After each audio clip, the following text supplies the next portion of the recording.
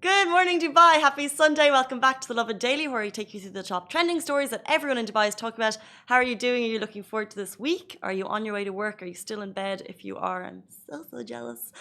Chai and I are here. We're ready for the week. We're going to be talking about the latest COVID-19 updates in the UAE. We'll be talking about a very cool Masafi challenge that went viral. We're talking about Team Angel Wolf, Tia, has conquered the Sydney Opera House with her brother Rio on her back. First of all, I want to let you know that today's show is brought to you by Masafi, who created the viral the viral Fight for Heroes water challenge, which reached over 60 million views. This is incredible. And now Masafi will donate 14,000 litres of water across the UAE following the success of the challenge. Now, while Masafi is the sponsor of the show, the opinions and statements are Lovin Dubai's, but we'll get to more of that later in the show. First of all, I want to talk about the fake news. You may have seen it. Authorities deny rumours that curfew is coming back. Now, it feels like it's been a little bit while since we reported fake news, or since we debunked fake news. But this weekend, a tweet was shared, you might have seen it, that said curfew was coming back. So the UAE Ministry of Interior has to jump in and basically confirm that's fake. And if you're watching on Facebook, you can see the tweet beside me. It said, due to steadily increasing coronavirus cases, we've decided to impose another lockdown with immediate effect starting Sunday and urge everyone to stay home and stay safe. Now, the ministry has asked people to only obtain your information from official sources when they posted the fact that this is all fake news. I don't know if you saw that tweet. It's not the news we wanted. And I'm sure if anyone saw it, it would have just kind of... The thing is, when people get these tweets, they share them on WhatsApp. Did you see it, Chai? But it looks so legit. It looks so... Well, I think it looks legit. But then when you look at the wording, let's go through it again. Due to steadily increasing coronavirus cases, we've decided to impose another lockdown with immediate effect starting Sunday. But if this went live on Friday and it said immediate effect starting Sunday, it's not immediate effect. The wording was okay. Yeah, it does look quite legitimate. So this is the thing. So only get your information, even though it looks like it came from the MOI UAE, actually go on and check their Twitter accounts. And just don't forward these tweets. I think that's kind of the main thing that we're getting from this. Because why would people do something like that? That's what I was going to ask. Who is sitting there thinking this is funny? This is a very serious pandemic, man. Like, jokes like these should be taken seriously, and like people should be held accountable. Be held accountable. That's the word I'm looking for. Yeah, it just reminds you of other things that, let's say, for example, what was the Twitter hacking scandal? Well, it turned out it was like 3 teenagers based around the States. I think there was also someone in the UK. And they basically were asking people for Bitcoin money, and they got into really famous accounts. Not Trump's, but maybe Biden's. Yeah. I think even Elon Musk was in there. Elon Musk, there's some of the big names, most widely used Twitter accounts, but they were able to track it. So in this case, I'm sure they'd be able to track it if they want to. So if you're at home making these funny tweets that you think is funny and that you're scaring everyone, just stop it. Yeah, please. For everyone's sake. But we'll move into the next story, which is the latest COVID-19 updates in the UAE.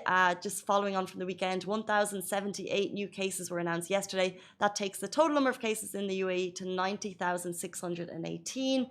Yesterday, also 857 recoveries were announced. That takes the total recoveries to 79,676. And now the death toll in the UAE stands at 411. Active cases in the UAE stands at 10,531. Now, just for your own information, if you want to jump on to NCMA, which is the National Emergency Crisis and Disaster Management Authority, they have all the latest updates there, and it just kind of shows you a graph of the rising numbers. And this is kind of one thing I want to make note of, that yes, recoveries are rising, but also cases are rising. I'm sure you've seen over the last 4 days, we've topped 1,000 every single day. We've had our highest number of cases in 24 hours. So I think the continued message is stay home, stay safe. We have not beaten this virus, and that is what we're trying to do. In other COVID news, COVID tests in major hospitals in the UAE have reduced to 180 dirham. So if you want to check that out, they had also reduced recently to 250. Now they've gone down to 180, which is amazing. Also, Abu Dhabi government colleagues are being trained to perform tests over the weekend as well. So that's kind of very cool. I feel that's going to encourage the rollout of more wider spread, easy to access testing. Last night, people in Abu Dhabi came to my brother's building and they were testing the whole building. Ah, interesting. This is the second time they're doing it to them. Were there cases reported in your brother's building? I don't know, but they're going building to building and they're testing everyone. Wow. Yeah. Interesting. So even my friend's building last week, They went to their building, they tested everyone right there. Two of my friends. So it's not because there was tests reported in that building. It's just a kind of a way to go out and test. So this is the thing, like in the UAE so far, 9.3 million tests have been carried out. It's so simple to get a test. I think we always need to shout that out. It's so easy if you're leaving or if you need to travel in a day, you can get it. Usually test results between 24 and 48 hours. And Shai's brother in Abu Dhabi, they're going around to building to do door-to-door testing, which is incredible. Also over this weekend, Dubai Economy, DED fined 7 establishments for not adhering to precautionary measures. So this is kind of those measures are being carried out and also those checks are continuing. And also they warned one shop for not placing the social distancing measures. On a positive note, in those tests, they found 720 businesses were found to be compliant with the rules. And also DED have reminded residents, and this is a question I put to you, you can actually report any violation through the Dubai consumer app. So if you see a business that you think they really need to get their act together here, you can actually do it. But if that was the case, would you report them or would you talk to the business directly?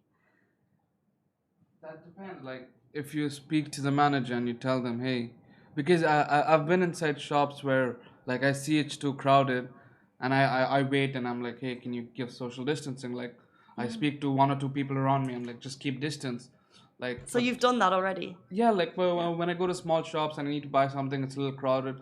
Like a grocery, I just wait for a couple of minutes outside until a few of them leave, and then when it's a little clearer, I go back inside. But like for these big shops, it's difficult. Like, is the manager even going to listen to you? Yeah, I mean, you think of the kind of larger supermarket chains and Exactly. what is the capacity here? Are they above or under? True. I have the same question with the mask thing, and I don't know I always come back to it, but when I see so many people not wearing masks outside, I want to go up, but I'm not that type of person to go up and say it to them. But at the same time, you're not going to put that on an app, maybe. So I just wish there was maybe there was a sticker you could just label people like, put on your mask, man. I don't know. But yeah, if you are in a business and you feel uncomfortable as though they're not adhering to the precautionary measures, you can actually report it on the Dubai Consumer app. That's just an FYI to you guys. And they've actually asked you to do that. Anyway, we'll move on to our next story. This is very cool. Team Angel Wolf's Tia has conquered the Sydney Opera House with her brother Rio on her back. This is very incredible news. Happened over the weekend. The Climb with Rio World Tour continued this weekend, and this month they took on Australasia, Antarctica. 13-year-old Tia, who weighs 42 kgs, she carried her brother Rio, who is 17 years old, and 45 kgs on her back. And she carried him 10 times up and down the stairs at their home. So the Climb the Climb with Rio World Tour is a virtual world tour. And if you want to take part, it happens every month. At the end of every month, you can head on to Team Angel Wolf for more information. And they take on virtual challenges, climbing stairs, basically is always is always supporting inclusivity, and now it's something that you can do worldwide. So they choose a height or a peak. Like I said, last month was in Australasia or in Antarctica, and then they chose to climb it, and we could have done the same. So you just choose a peak. So it'll happen at the end of next month as well. What's really cool is that this month Tia did it, who's 13, and she carried her 17-year-old brother on her back as part of that challenge, which is incredible. It's an incredible. So shout out to that family as always for the incredible support they do and for the incredible work that they do to promote inclusion and for all of us to get involved. So if you want more information on that, check it out on Team Angel Wolf, and also you can join the Wolf Pack, which is very cool. Guys, moving on.